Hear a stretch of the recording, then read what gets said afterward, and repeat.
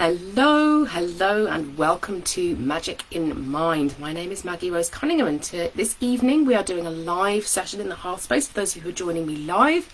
If you're joining me on a replay, either on YouTube or in the Hearthspace, please do hashtag replay and let me know that you're here. You can still join in with all of the fun and offer comments. But if you are here with me live, as people come into the space, please do say hello, say your name, say how you are doing at the moment.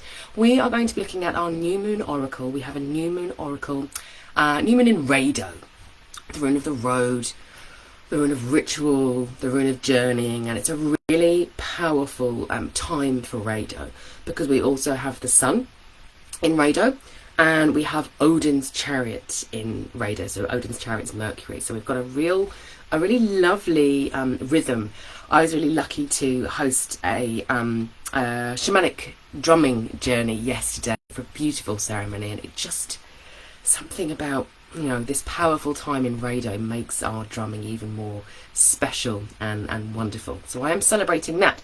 And I'm going to celebrate that with my drink on. Here we go, and shout Wunyo, or maybe I should shout Raidho, but I can't help saying Wunyo.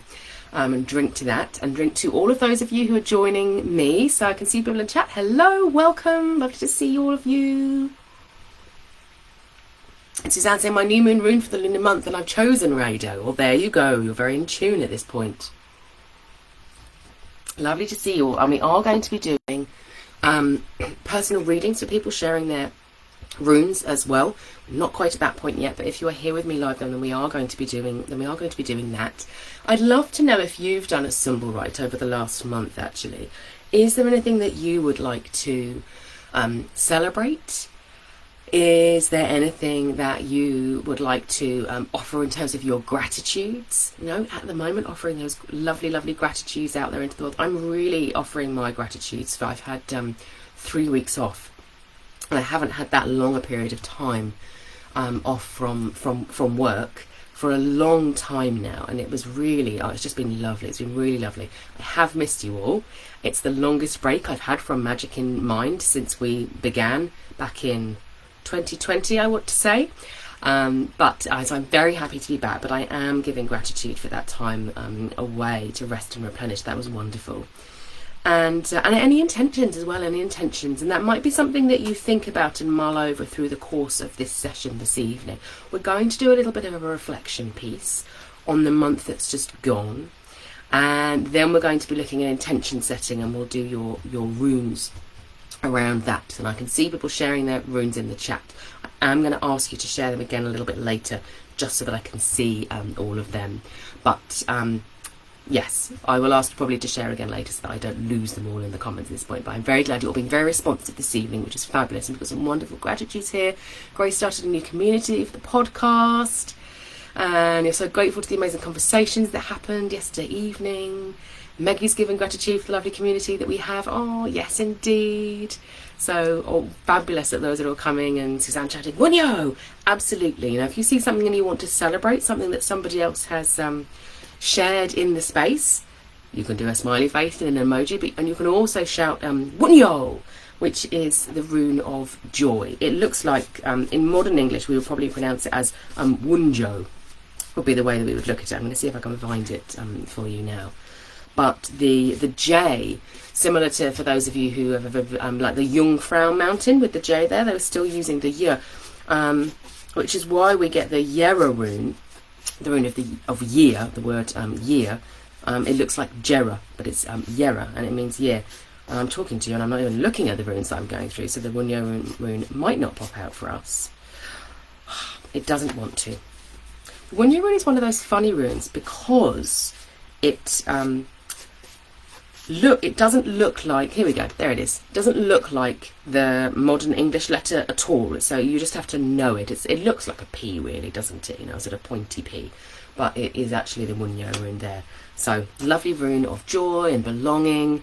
And there was somebody I think mentioned in the Hearthspace recently how they started using Wunyo and realised how when you say it, it does sort of fill you with this sort of like bubbly excitement. Sort of there's a manifesting quality to Wunyo, I believe.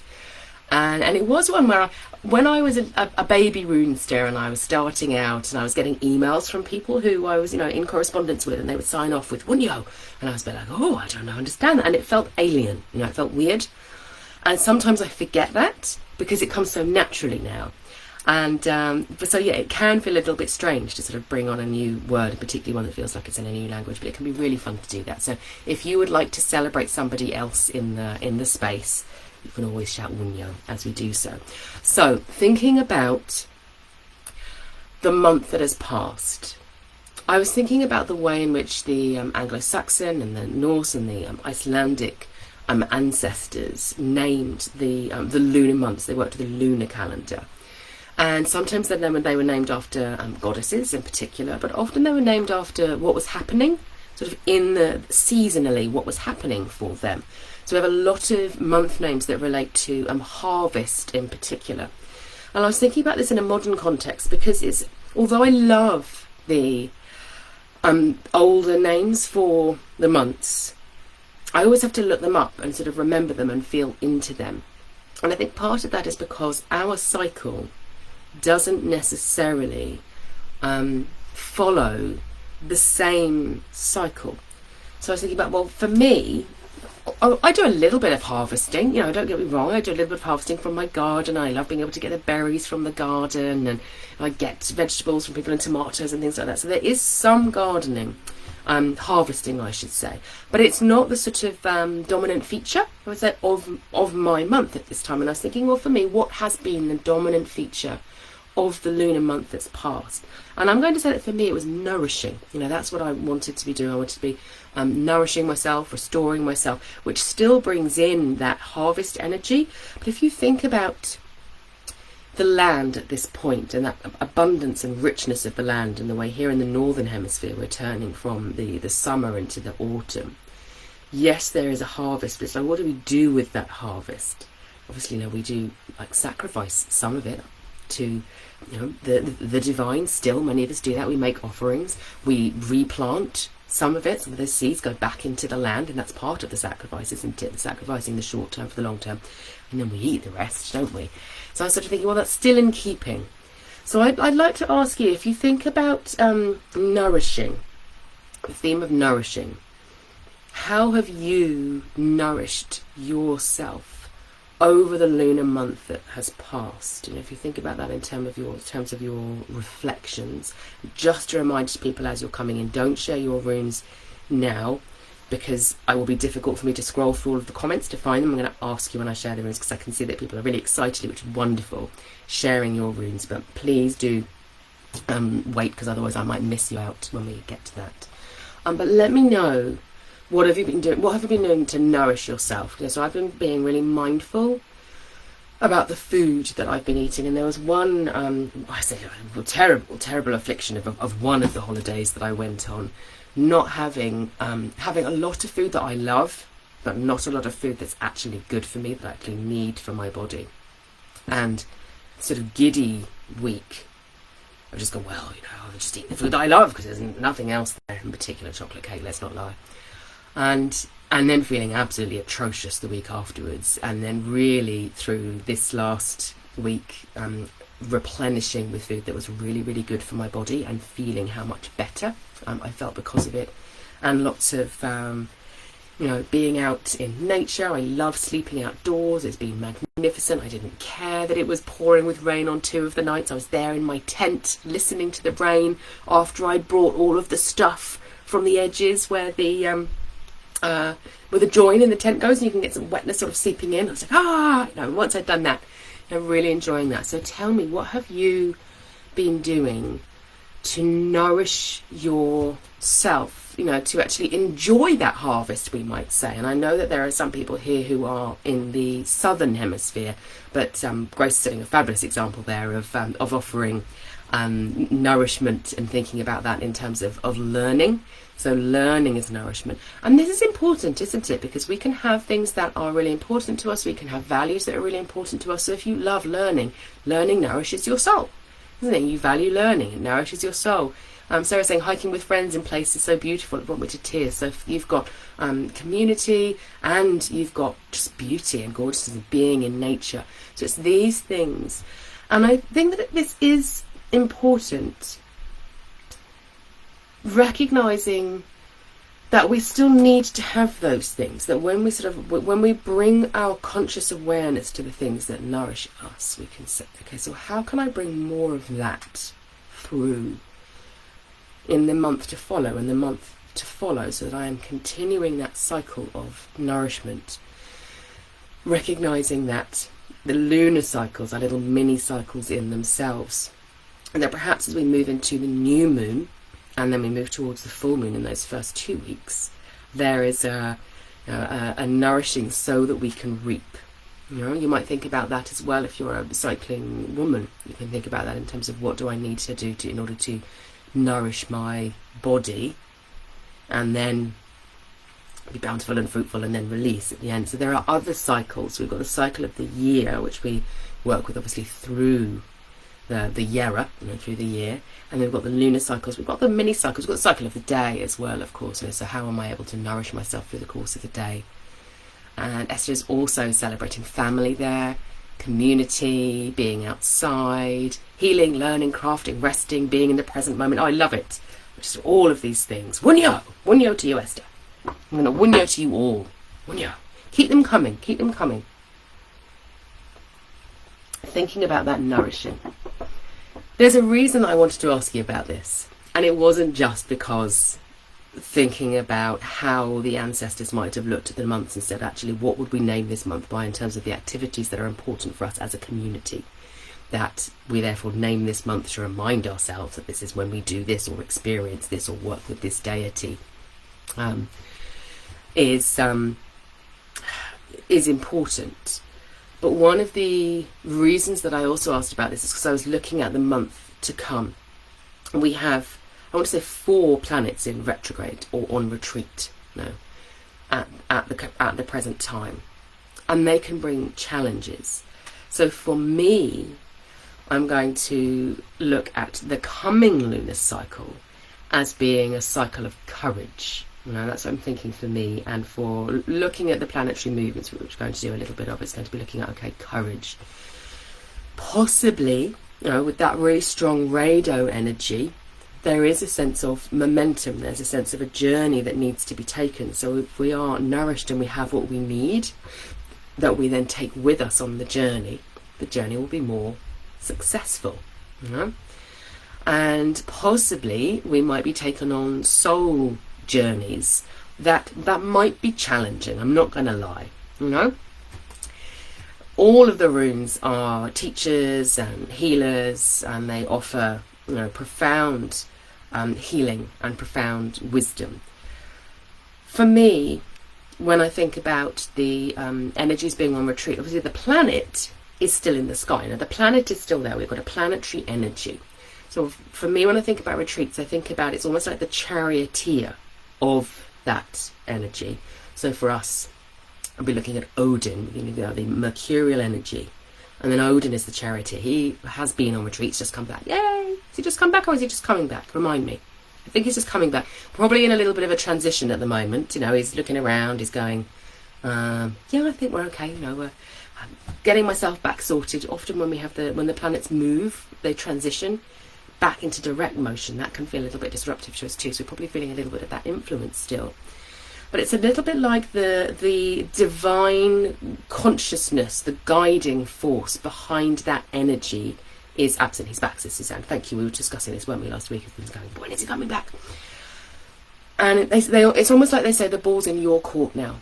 The energy's going to be a bit wilder, a little bit less tamed, and therefore you might experience more challenges. We're relying on you to hold the fort until we get back. So we might have with Hela's chariot, for example, we might have more opportunities to work with the ancestors, to work with past lives. It might be that we feel more connected to them, or that their energies are coming through more strongly for us, that old patterns are coming through. Loki's chariot, Saturn, brings forth opportunities. Let's call them opportunities, shall we? to work with limiting beliefs, with constraints, with things that are holding us back. You know, he goes off and he says, yeah, you're on your own, kid, for a moment. And suddenly we can find that they're really sort of smacking us in the face a little bit, because it's undirected is the way that I would say it. So it can feel a bit crazy. It's like with Odin, it's almost like the communication is undirected. So the technology goes wrong because it's firing in all directions. It's not being channeled correctly. Now, we want to communicate, but it goes wrong every time. We're trying, it goes wrong every time. So we have to work harder at it to guide it in the right direction. But that doesn't mean that there aren't opportunities for growth. If you think about it from the perspective of communication, we can enter into conflict more readily when Odin's chariot is in retrograde and when Frigg's chariot is in retrograde, because she governs social relationships. But conflict can lead to resolution when handled well. You know? So there are opportunities for us to stand in our own sovereignty, but it's going to take a little bit of courage, let's say. So that's the theme that I'm going to be suggesting for you. And I can see we've got some other lovely sharings too around what people have been doing. We've got music as nourishment. Well, nourish once the kids are back to school, and this is important, isn't it? Because we have these other cycles that are overlaid over, you know, what we might want to be doing energetically. That means that we can't, that a time that could be restful. It's not that we don't love being with our children, I adore being with the children, that's wonderful, but you know, I went to a hospital appointment this morning with 3 children in tow. Was I expecting them half an hour before I left to be with me? No. Load them in the car, take them along. They were great, by the way, and it was brilliant. You know, they were fine, but it wasn't what I planned. But you know, you do it, don't you? You do what you need to do. But I am quite looking forward to Thursday in my case. Really savouring, enjoying these last few days of the summer holidays, but also that moment to sort of breathe out and go, no, I'm not on alert all of the time. Then what's needed. So that can be nice. And I've just been away on a retreat, and that wasn't with my children, so I can't complain at all. But I totally get what you mean there, Heather, as well. So that might be something to think about as well for you, is to say, okay, so this new moon is bringing in that challenge energy. So I'm going to want to bring in really deep, nourishing activities as early as I can in this cycle, building towards the full moon. Full moon is in Berkano. So Berkano is the rune of new beginnings. It's a divine feminine. It's a really delicious, you know, fabulous energy of, you know, the sort of energies of the earth bringing forth their bounty, which is fascinating because Berkano is normally associated with the spring period. It's normally the spring equinox rune. That's when the sun is in Berkano. So it's Berkano coming into conjunction with Kinaz, which is the rune of Suna's chariot, and Suna's chariot moves through Kinaz at the autumn equinox on the 21st. So we've got a Berkano new moon, full moon, I should say, Berkano full moon, Kinaz there with the equinox coming. It's sort of like these two creative forces that are quite different in their approaches. So Kinaz is like the smith, the forge, it's technology, it's intentional change, it's fire.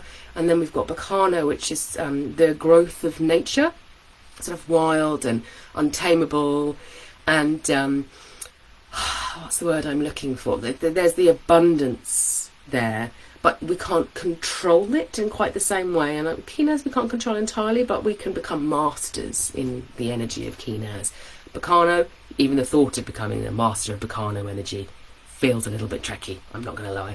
No, so we've got these two energies coming in as well at a time when there is lots of lack of direction too. So it can feel a bit full on, is what I'm suggesting. So get the nourishment in so that you're ready for that. And be prepared to retreat yourself when you need to. You know? To find those moments when you're like, okay, if I'm going to be courageous, like really courageous, and take myself on and take the world on and doing all of those things, when can I bring in those mini moments of nourishment? And so final piece on this I wanted to say was, let's make sure that there is a distinction between nourishment and replenishment and rest. And Kristen, let's just put that in there, the perfect point. So I've been trying to get more sleep. I feel you. God, I really feel you. More sleep. It can be really frustrating when we're trying to get more sleep and we aren't getting the what's the word, that we're not waking up going, I'm totally refreshed, I'm really, really refreshed. And what I found is that sometimes replenishment is needed in order for the rest cycle to work effectively. And what I mean by that is the things like going out onto the mountainside, or going to a beautiful art gallery, or going and lying on the earth under the sun. It's those things that actually sort of set your heart on fire a little bit, so it doesn't necessarily feel restful. It feels like you're being filled with energy by this experience. And sometimes that can actually help us to move into the sleep cycle. If you think about it with the Dargaz rune, they all want to come out tonight, don't they? They all want to come out. The Dargaz rune is because I've been off, let's say. So the Dargaz rune is the rune of the day, but it is in two perfect halves. Here we go. It's the rune of the day, and it's in two perfect halves. And it reminds us that in the modern world, we often talk about work. We talk about work and productivity and all of these things. And we think about like rest as being the thing that's necessary to recharge, as if one of these is important and one of them is supporting. Like it's a bit like that, it's upside down. One of them is just a supporting energy in order to get us up here. But that's not the way that Dargaz sees it. I'm drifting the other way now. There we go. That's not the way that Dargaz sees it. So rest and play, you might say, dark and night. Replenishment and rest, you might also put in there this idea of the sort of golden energizing like buzzy energy that comes in, and the stronger one side is, the other grows to meet it and match it on this side. So the dark side will grow and become more vigorous, more restorative as well. So Kristen and I absolutely we're all behind you and getting more sleep. So we say Wunyo to sleep. Ha-ha. And also Wunyo to replenishment. So thinking about nourishment, nourishing your soul, bringing in that really sort of the zingy energy of I feel alive right now. I feel really alive right now. What can you do to help yourself to feel really alive? And I can see now that the comments are not scrolling for me, so bear with me one moment while I look. Sarah saying, because of how apparent retrograde motion looks on the sky, I like to think that the planet is spending extra time in that rune, rehashing or emphasising or exploring more in that area. I think you're right, I do. Particularly with Odin, I always feel as if he's like this. He's like, la la la, I'm going. Oh, and then he's like, oh, hold on, wait a second, left something behind, I'm going back, and he brings that in. So I really feel that there is a sort of return, isn't there, at that moment in time, and I like that. That can happen. He's like, hold the fort, I'll be back shortly, and he'll come back with a gift of some sort. So I wonder what gift Odin has brought for us through like going back into Ansu's and then back into Raidho's. Like Ansu's is his rune, so who knows. If you're feeling a particular gift of the gab at the moment, let's give thanks to Odin for that one. Okay, so lunar cycle, previous lunar cycle, really celebrating that anything that we've done around nourishing. The coming lunar cycle, we're looking at courage. So I'm going to ask you to feel into where can you feel that courage might be needed? The courage might be needed for you moving forward. Where might there be challenges bringing themselves to the fore right now, or opportunities that you want to step into?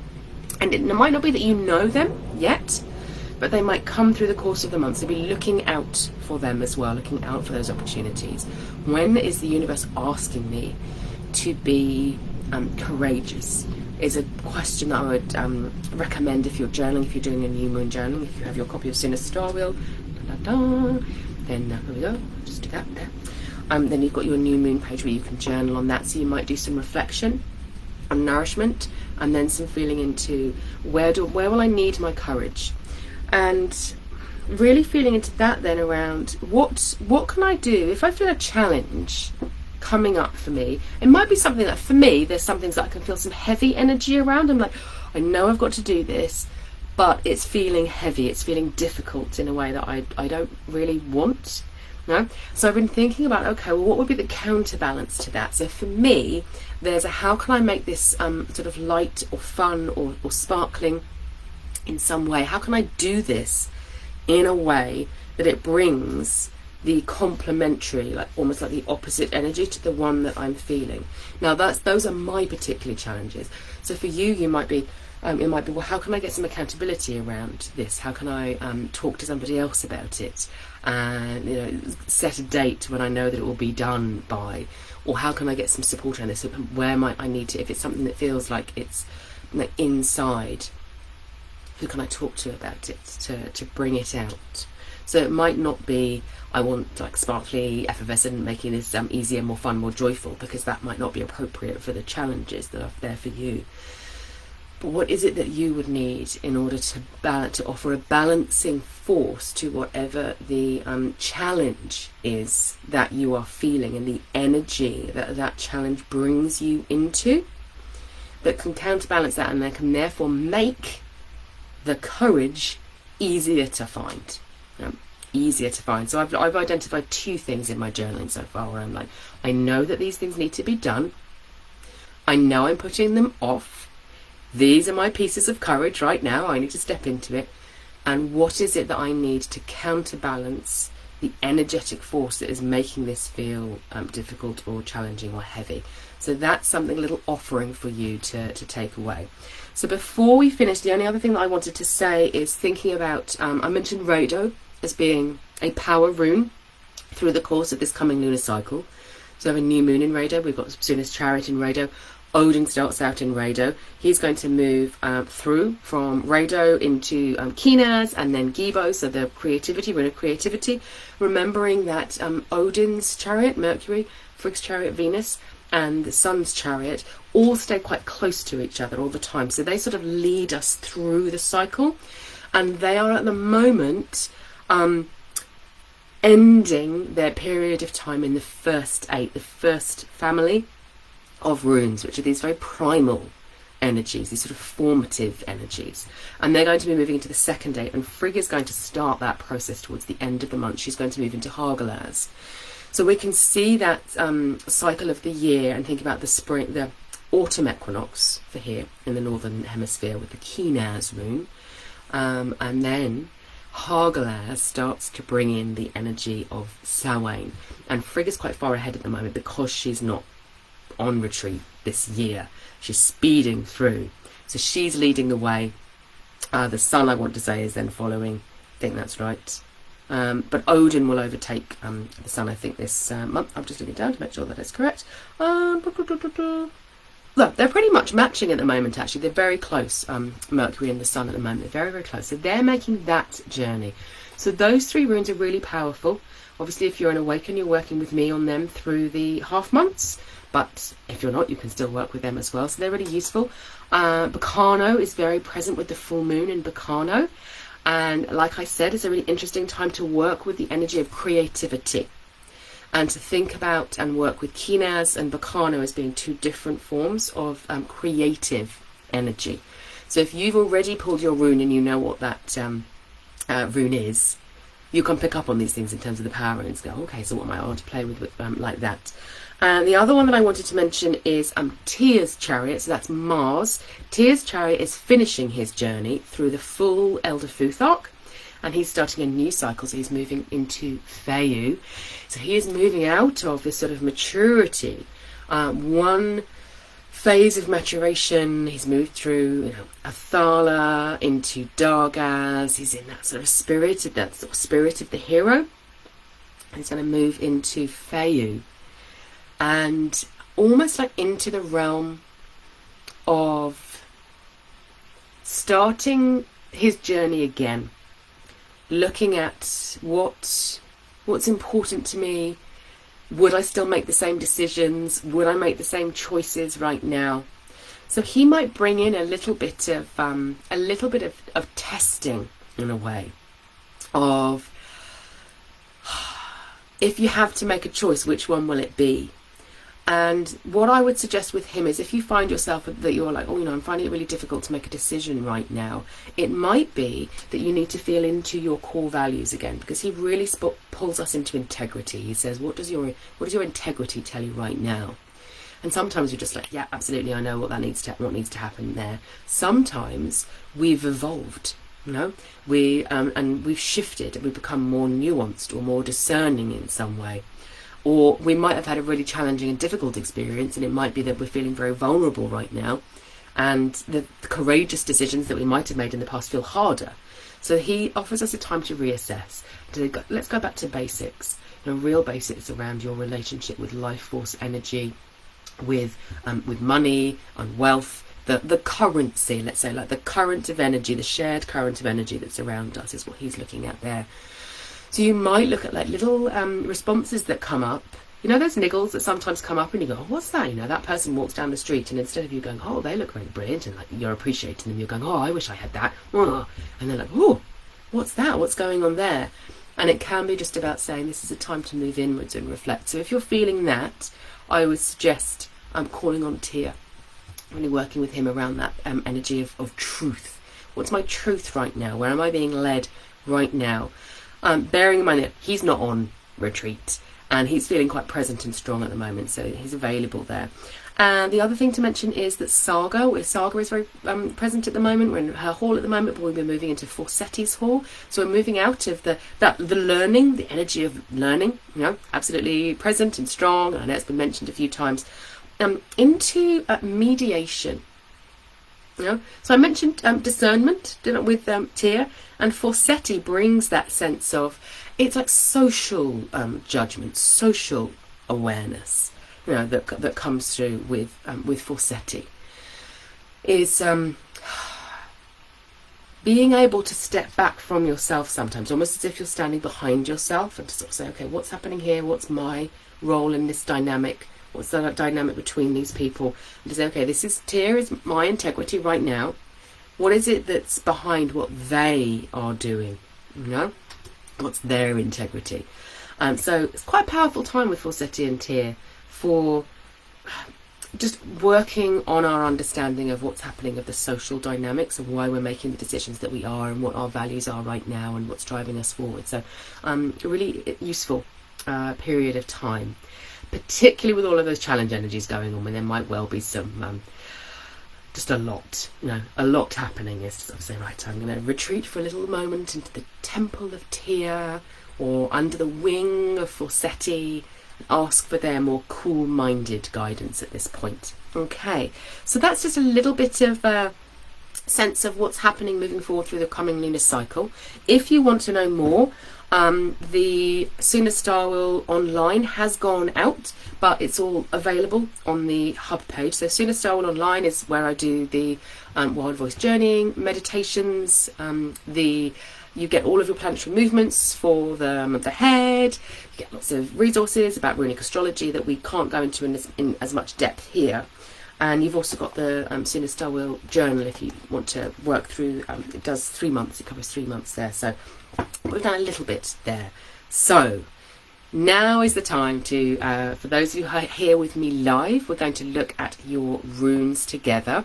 So hit me with your runes, people, and we will do some mini readings, and we might well bring in some of those pieces that we've talked around the power runes that are there at the moment, and we might sort of move back a little bit. I can see Suzanne saying my Tia's chariot is in phase, so that's a really powerful time for you there, Suzanne. Probably a time where that piece of that integrity becomes really key for you. So I look forward to hearing how that's going. You've got Raidho, haven't you? Because yes, I can see you've put that on there now, and we knew that already as well. Suki's got Ansus, Kristen's got Dargaz. Oh, it's going to be a fun session. I can feel it. Maggie's got Kinas. I've just written Dargaz in a really weird way, so I won't know what it is. Hold on, bear with me. There we go. Esther's got Gibo. Oh, lovely runes. Grace has got Ansus. So it's interesting how many of you have got runes that are in that first 8. Heather's got Ooh, Yera, but yesterday I pulled Wunyo. Ah, yay! So we'll go with Yera, but we celebrate your Wunyo. And we talked about Yera a little bit earlier, didn't we? Sarah's got Athala. Athala face up, and Isa, my sun rune, face down. Oh, you sneaky thing, getting in two there. We shall see. I'm going to write them both down, and we'll see how much time we have got, and whether I can do both as well. Let me know, because it's always interesting for people. So Isa, when you say it's face down, is it flat? Is it horizontal? Let me know. It's interesting that it's your sun rune as well. So let me know about that one, Sarah. And Charlotta has got Urus. Gorgeous. If I see any more, I'll write those down. So let's start with Suki then, who got in there. Oh, I'm just rolling up my sleeves here. Okay. So you'll remember that I said with, I think it was Sarah, you said, didn't you? You said, I like to think that Odin goes like back to retrieve something and then he comes forward again.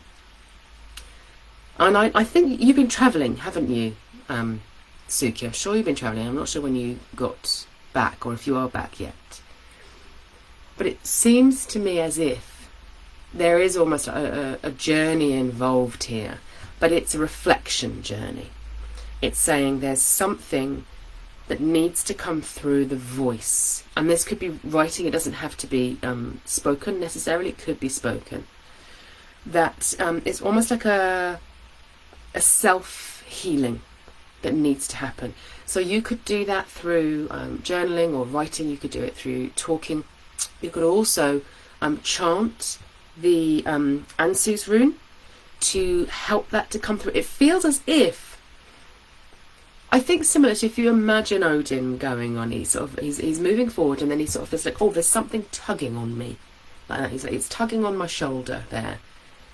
And I need to go back and get it because otherwise I'll be walking. And I won't be able to move forward. There you see, yes, you're currently in the wilds of Africa. You said goodbye to your brother and you scattered his ashes. Oh. I know how hard that has been for you, Suki. I'm really glad that you've been able to do that with and for your brother. Yeah, I just really feel you with that. So I'm going to leave you with that piece around saying maybe it is a speaking of and a releasing on the breath that's important through that at this time. And I can see that you're getting some love from the group there as well. So we love you very, very much. I hope that Ansu's is offering its healing to you and in whatever form. And yeah, we really appreciate that. And Heather is saying yes, so thank you for sharing that. No, we really appreciate that, Suki. Okay. I'm going to go to Grace because Grace, you also had Ansu's, didn't you? And sometimes this is what I find really interesting is that when with rune readings, they are often specific to the person, but they do feed off each other. The order in which they come is often very important. And for you, people who are watching, you can still hear something that's relevant to you as well on the threads of this sort of Ansu's journey that we're taking together right now. I can really hear song, Grace. When it was with Suki, it was that like the wind of release, that sort of sense of snagging and the breath needing to release that. But with you, I can hear voices.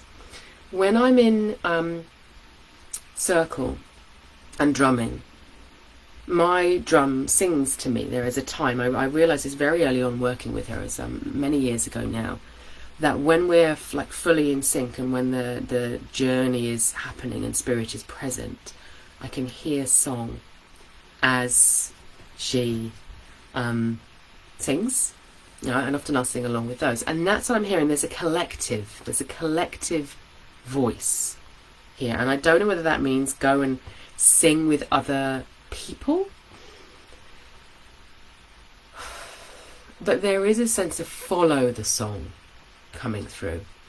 And I'm really seeing that road of Raidho coming through for you as well.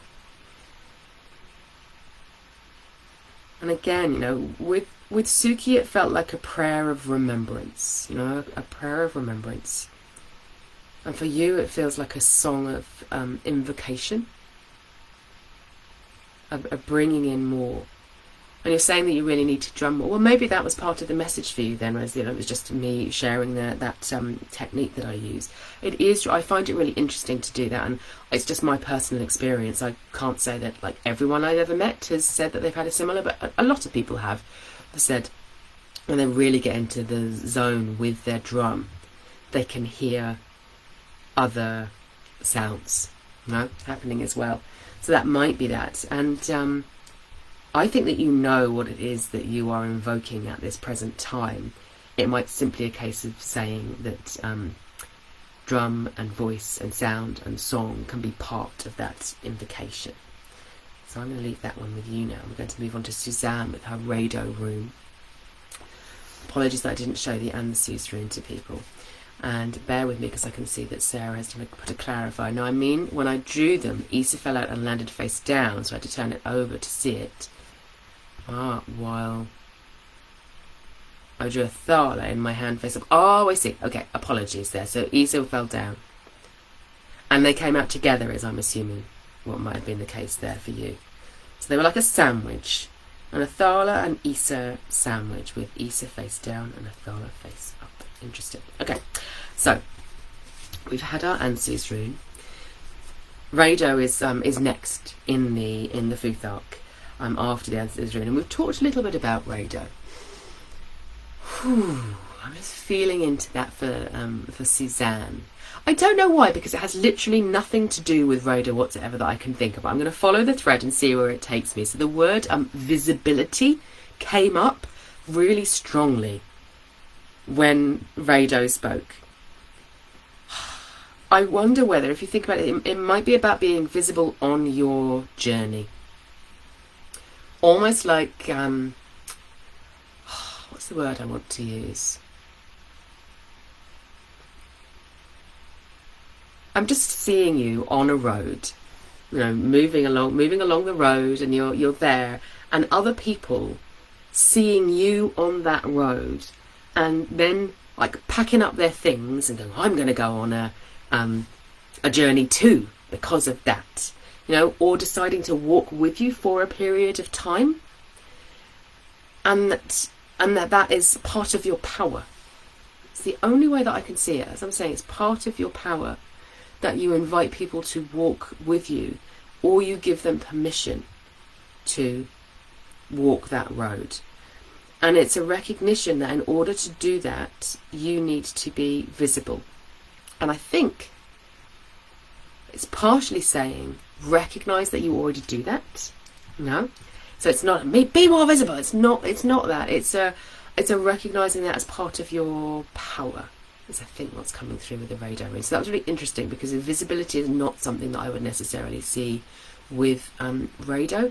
So I'm assuming that it is about visibility on the journey. And like I said, that's what I could see. I could literally sort of see you walking this road and sort of peering up and saying, Suzanne's doing that. I could do that too. Or I'm going to walk with her and learn about how she's doing that. It's important. That's part of your mode. So we'll leave that with you and move on to Kristen and the Dargaz rune, which we've seen because I brought that one up, haven't I, already? So Dargaz is right at the end of the rune row. And because we've just had Raidho, I'm seeing this as being like the horizon. So Dargaz is the rune of the day.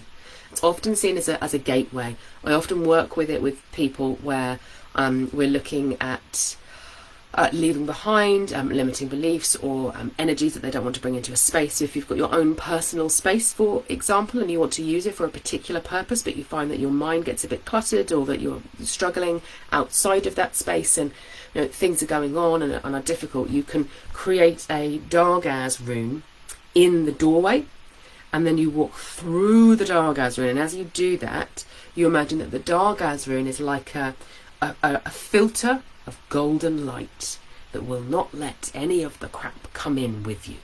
So when I'm in my space that the Dargaz rune is holding, everything else is on the other side. And does that mean that you've got to pick it up when you go back out again? Probably. But it does mean that it's for that period of time that you're in that space, You don't need to. What I've found from talking to people about it is that normally if they work with their Darga's rune and they do that and then they come back the other way, is that because they've had that period of like respite, what's the word I'm looking for? They emerge changed themselves, and so the energies don't sort of stick back to them in the same way. So you can use it as a filter in that way. When I saw it for you, it felt like, imagine that you're on the road and there's a Darga's rune in the distance. I can almost see like mountains, and it's like a sunset, and you're walking the road and you're walking the road and you're seeing the Darga's, you're seeing the Darga's, and you're seeing it and you're seeing it. And however much you walk, it moves ahead the same amount, you know, which can be really annoying, because although the Darga's rune is inspiring, it's like, oh, it's inspiring me and I'm moving forward and it's brilliant, you want to get to it, and yet it keeps moving. And there's the recommendation from the Darga's rune is look behind you and notice how far you've come, is what it's saying. It's saying getting there isn't the point. Following the horizon where it leads you is the point. So when you might be feeling like discouraged sometimes, or like it's difficult sometimes, or like, you know, you might have people who you're thinking, oh wow, you know, they're doing this and they're doing that, and they become the Darga's rune for you for a minute, and you're like, oh, it's like, yeah, and then look behind you and see how far you've come. Now that's what they're there for. That's what the Darga's rune is there for. It can be frustrating at times, but it's a beacon. It's a beacon drawing you on, and the point isn't actually to necessarily get to it, because if you got to it, that would be the end of the journey, and Raidho doesn't want that. No, this is the Raidho rune.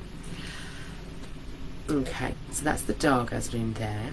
So we have got Meggie with the Kinaz runes. We discussed Kinaz a little bit, didn't we, as being the autumn equinox, the rune of the autumn equinox. There's a real vibrancy to it. I always think about it as being when you put metal into the flames and then it starts to sort of colour change. I think like copper. We've worked with copper, and it goes into these beautiful different shimmering colours, and it's that vibrancy.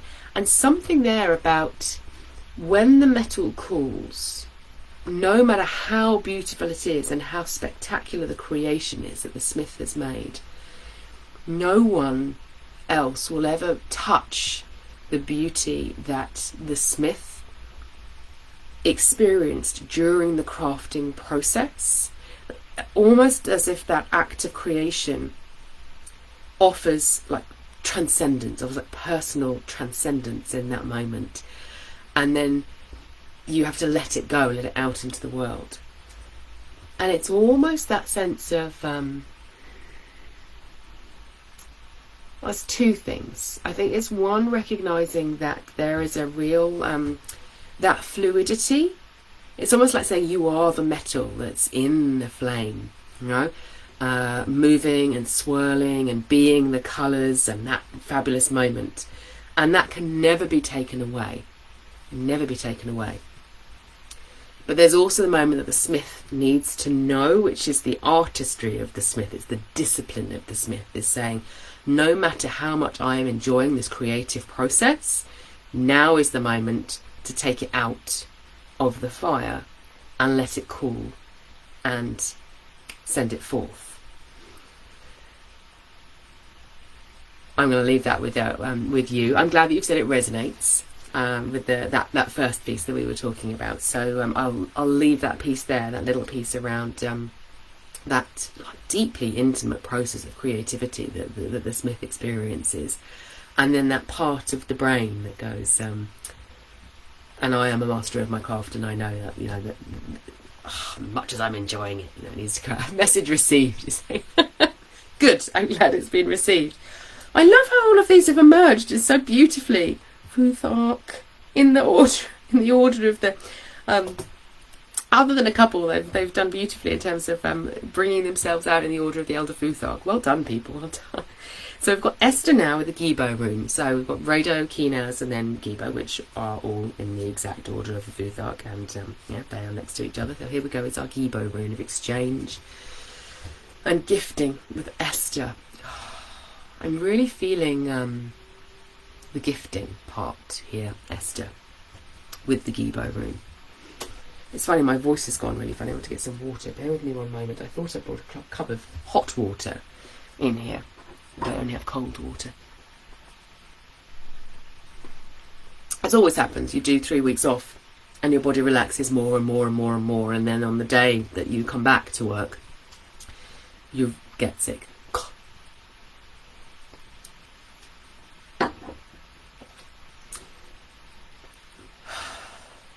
I'm looking at my drinking horn and thinking about the symbol rite and the promise giving, oath making aspects of the symbol rite. And I feel as if there's a real fierceness coming through here around when we do the symbol rite. We can often, we'll do our boasts. Yeah, I'm proud of this, and this is the gratitude, and this is the intention. And the gratitude is often really easy to give, isn't it? Like, oh, you know, there's my gratitude. The boast can feel a little bit uncomfortable. I'm going to have to say something about myself now and things that I do, and, you know, all of those things. I love it, you know, a bit of taboo breaking.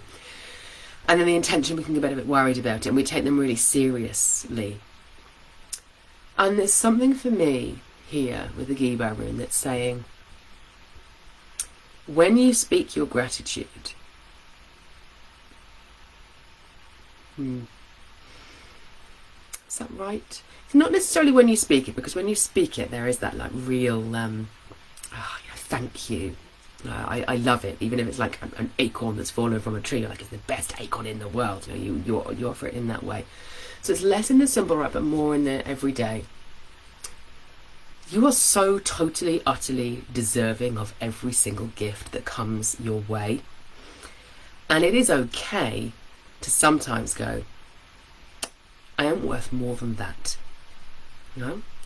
I personally, as I'm saying that, find that quite uncomfortable to say. You know, I'm hitting up against a wall there for myself of saying, you know, it brings in a lot around, well, a person can't be of any value anyway, because we're all equally of value and equally precious and equally important, and there are people who don't receive, even though they are equally precious and equally important, and people who receive far too much and more than they could possibly need, and yet we are of equal importance.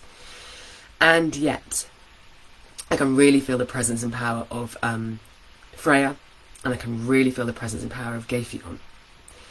And I'm reminded of the story of Gayfion. Gayfion is a goddess of harvesting in particular, and many of you will know this story where she goes and she a king meets this old woman. He doesn't know it's Gayfion, of course. Meets this old woman, and he has you know, he often will invite people, and he, you know, rules of hospitality, to come and dine at his hall, and he does that, and the old woman is like very funny, you know, and she really makes him laugh, and he says, oh, you know, well done, old woman, that's brilliant. You can now, I will gift you, as to say thank you, as much land as you are able to plough in one night. At which point Gayfion gets her 4 sons, she turns them into oxen, she ploughs off an entire island. It's huge. And luckily the king is like wise enough to go, okay, you know, God has got one up on me there. She's got a huge swathe of my land now, but I made the promise and I've kept it. But there's something there about her saying, I almost feel as if in her eyes, that gift of laughter was absolutely and utterly worth an entire big, you know, island, a whole chunk of land. You know? And there's something there around recognizing that what we offer into the world, not like who we are, which is, you know, equally essential, but what we offer into the value of what you offer into the world, and being really, really deeply okay with that.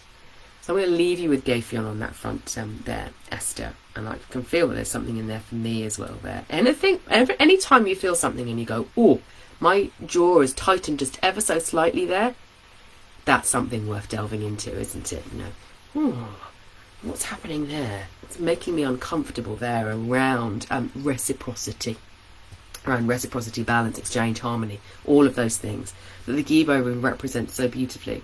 and our society codifies and says this means this and this means this. But it is, remember I've talked about that opportunity through the course of this coming month. Really, there's challenges, opportunities to release a lot of those beliefs that we might have been brought in, and we made promises, maybe even as a member of society, I will uphold the laws that you have told me are correct around what I get to receive and what I don't, and those sorts of things that I say. Game films on my side, thank you very much. So that's our Gibo rune. Heather, you've got the Yera rune, which is actually a really lovely rune to follow on from the Gibo rune. I do really feel that there is a connection between them. So we've got this shape here with the Gibo rune, which you often see as the cross. But what I want you to notice is that it's also like two Kinaz runes back to back. And I love the way we get these sort of repeating patterns in the runes that we can play with and say, well, what does this mean and what does that mean? And how does Kinaz relate to Gibo? What's needed to be made by the forge and by the smith before the promises can be made? And then how does that come into the Yera rune, which has been very elusive right now. Come, Yera, come. Here we go. So this is the Yera rune here, which is bang in the middle of the Elder Futhark. It's the 12th rune in the Elder Futhark, which is very nice. Now we work with 12 months in our cycle now.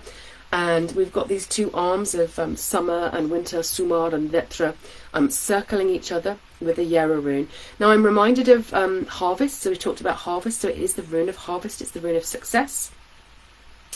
It's the rune of time and patience as well.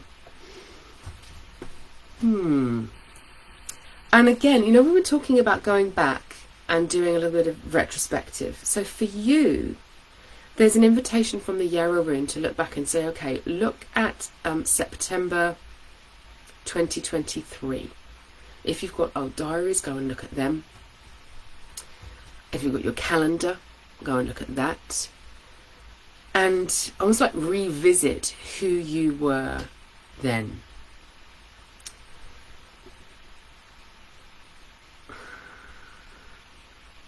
And then sit with who you are now.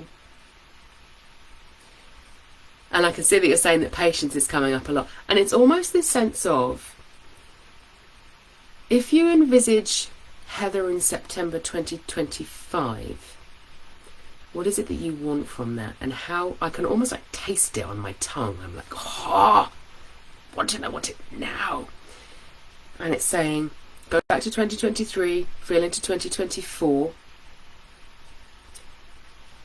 The road will be travelled regardless. So there is a patience, but it's saying enjoy the journey, take your time with the journey. Know that success is part of the journey. It is coming. It will come. Yera will inevitably turn. So while there's patience, it's sort of if you can sit with that reassurance in your heart that the things that you have written in the sky, like as your desires, are waiting for you on the road ahead. Do you choose to run the road, or do you choose to walk the road? You can run if you want to, but you might miss out on some of the fabulous sights along the way. So there's a choice there, if you think about it, in terms of the journey of Raidho that Yera is inviting you into. So Sarah, with the Athala and the Isa rune. I'll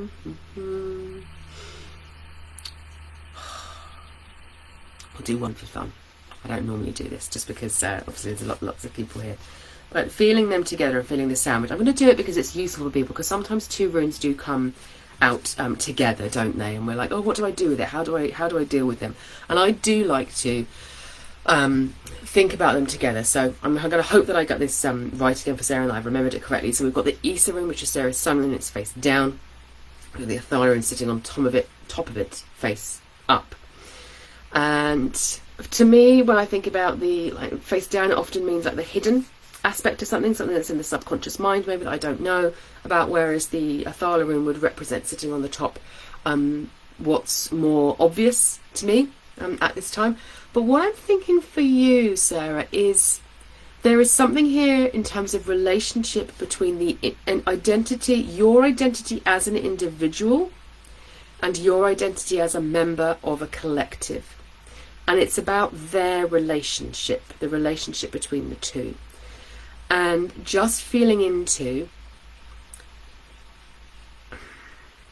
it almost feels as if you can turn it this way and be like, okay, so this is me with my personal identity and my personal journey and my personal path, and then I turn it and here's me and the contribution I make to a collective action or to a community that I feel like I'm a member of. And there's, I think what it's suggesting is perhaps a little bit of disentangling.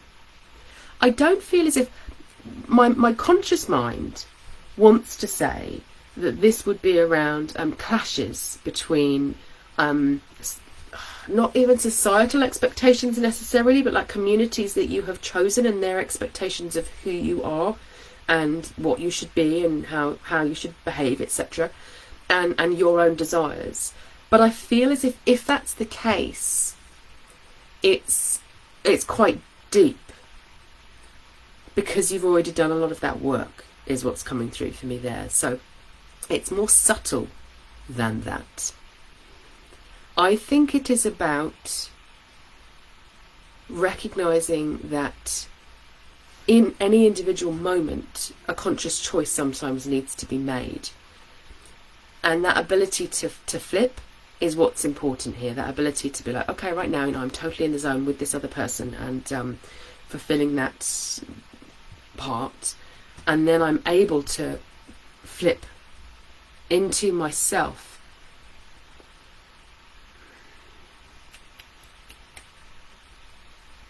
And not feel like I'm consciously disconnecting from them in some way. I'm going to go with the Gayfion piece there as well, around almost the more you are then able to embody yourself and say, and here am I in my full glory, I can be fully there in the moment with you, and then I can be fully here in the moment with me. And that other people sometimes might be like, oh, but I wanted him to be with me the whole time. But actually there's a role modelling of that ability to be fully present with yourself as well that's important. Charlotte is saying pivot. Yeah, I think there is a pivot. There's also, we had the Dargaz rune, didn't we? So this is a theme that's coming through a little bit.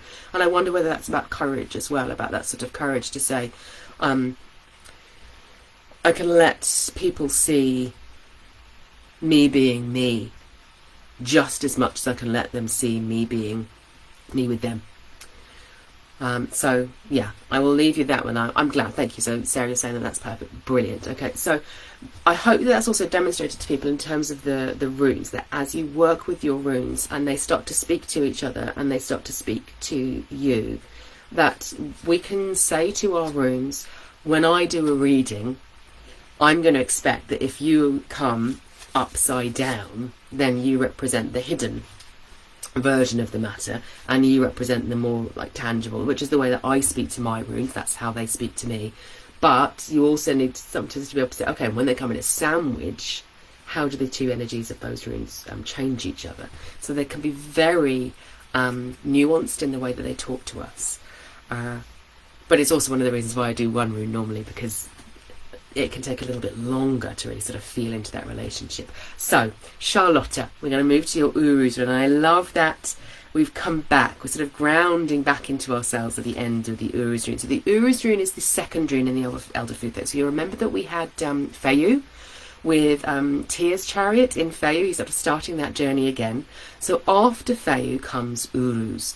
So Feyu is that life force energy flowing in all directions, doing its thing. It's very Freya, it's very gold. It's the blood flowing through us. And then Uruz is the form, it's the shape, it's the substance. It's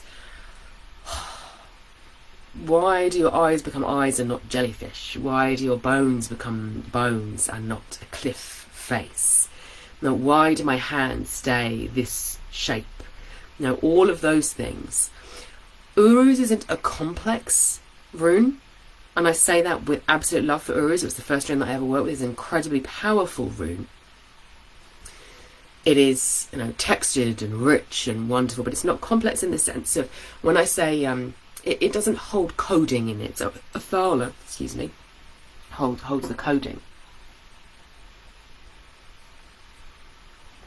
If you're to think about, why have I emerged the way that I emerged?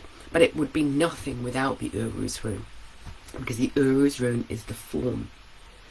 When we talk about willpower and strength coming through Urus, it's almost the primal matter of will that says, here is this cascade of star energy. Now, if you imagine the beginning of time, if we merge our physical understanding of the Big Bang with Urdhumla, the primal cow mother, bovine cow mother, sending forth her milk out into the great void, Ginunga Gap, and nourishing and nurturing all things. You sort of conflate those two things together. Uruz is the first time there's separation between those stars, and it's the force that says this is going in this direction and this is going in that direction. How does it all knit together, and why does it not just stay as one big smooshy mess, but form something intricate and powerful and amazing and fabulous and wonderful? And Charlotta, for you, I've been feeling you like just really present recently, and I know that Uru speaks to you really powerfully as a rune anyway, and that you are in many ways sort of a mistress of its arts. I think again, similar to Suzanne, we talked about claiming, didn't we, as being one of those things. There's a courage there as well. It's sort of a next step, claiming. And it's almost saying, just as my body can only be me, however it changes or shapes or forms through the course of my lifetime, it is me. That my dreams and my wishes and my preferences and my desires and the things that I think are important and my values and all of those things are the same. And they are just as powerful and just as strong. There is conviction behind the Uru's rune, I think, for you at this moment, Charlotta. And I know that that's such a powerful force in you anyway. So again, I feel as if for you, it's what does that next level step mean for you? In terms of saying, perhaps those moments when you're like, I want to do this and I can feel it and I'm moving forward with it, but sometimes it feels hard, or other people can say, oh, do you have to do it this way? Or can we try that way? Could you try that way? And there's almost a sense of when it feels overwhelming, when it feels like too much, because I'm always pushing. With the Uru's rune. Let me see if I can find the Uru's rune, because there is a real, it will offer its horns to us when we need it. Uru's is the rune of the Aurochs. I haven't seen the Uru's rune in this pack this evening. I hope it's there. That would be most unfortunate if I couldn't find it. It's been hiding from me. There we go. It's there. Thank goodness. There we are. So here's our Uru's rune. But if you turn it, it becomes like the horns of the Aurochs, and we can have that push energy. And we sometimes need that, all of us need that. We need that Uru's force behind us in order to get on in life. But for me, Charlotta, it's sort of saying sometimes let yourself lean into Uru's and really feel it behind you, almost like a cliff face of like chalk or limestone, whatever feels right for you, and almost feel as if it's melding with your body, and as if it can take all of your weight. And for that period of time, you get to release every responsibility, I must push, and say, no, I don't need to push, because I can just lean into this massive cliff face of rock, and it's going to hold me. And we need that sometimes, we need that, however strong we are. Uruz is the force of the universe. It's saying the force of the universe is there behind you. So absolutely, when you need to push, through in the day or for that period of time that you need to, and then release the weight and let Uruz hold you. And I think that is a lovely place to finish this session, this live session. So for those of you who don't receive the newsletter, haven't seen, And I will do, I want to do another little live about this, but I'll just say this at the end. Magic in Mind is changing ever so slightly, because I've noticed, like, over the last 3 weeks, I was like, I need to manage my own energy more. And so what I'm planning to do is we will keep these new moon sessions as live sessions like this, so we can all gather together. And then the offerings that are coming later in the month will normally be pre-recorded, and I'm going to be doing interviews with other people. There will be training, still a full moon training. There will be a release ceremony for releasing the energies over time. But in the majority of cases, those will be recorded, and then there will be they'll come out at 11 o'clock still in the Hearthspace, and I'll be wanting your contributions, and all of those things, all of the above will still be happening. But our new moon sessions will be where we come together as a community, as we are now. So yes, that's the only difference there, and it's just because I need to manage my energy more effectively than I have been doing, so that I can be available for all the wonderful people in my programs as well. I know many of you are on programs or coming back onto programs at the moment too. And, you know, I'm seeing the vision. I've got my Dargaz rune, I'm seeing the vision, and I know where it needs to go. So that's where it needs to go. So I think it's going to be, I'm really excited. I've got 3 guests that I'm working with through the course of this month. I've got others that I'm speaking to. I will be coming to you and saying, what questions have you got for the themes that we've got coming up? But these will be the live sessions. I'll always do a reminder to you. So please do, when you can, come along to these new moon sessions, because it's wonderful to see you like this and to interact together. And I really wanted to keep these reading sessions, and they may well be a little bit longer. Now I can see, obviously, we've been going for over an hour this evening, and that's because I want to make sure that you know, I get to connect with all of you and do your readings, and then the others can be a little bit more shorter, a little bit more targeted. And we've got some lovely offerings coming up for you in the space. And we also have the Star Crafting with the Runes challenge coming up. So it's going to be lots of videos for you, lots of trainings. We'll be having Zoom connection calls as well for the community too. So just reducing that, like always, in-person bit for Magic in Mind, it means that we can do more community gatherings, and I can do more challenges like we did RuneQuest earlier in the year, and I think people really enjoyed it. So that's what we're going to be doing. Thank you so much to all of you who have joined me live. It has been lovely to see all of you, and thank you if you have been here from the beginning to the end. Wunyo to you for your tenacity and endurance, spirit of Urus. Have a wonderful, wonderful, wonderful lunar month ahead. I can't wait to be sharing what else is coming, and I hope to see lots of you at the Star Crafting with the Runes challenge. Lots of love.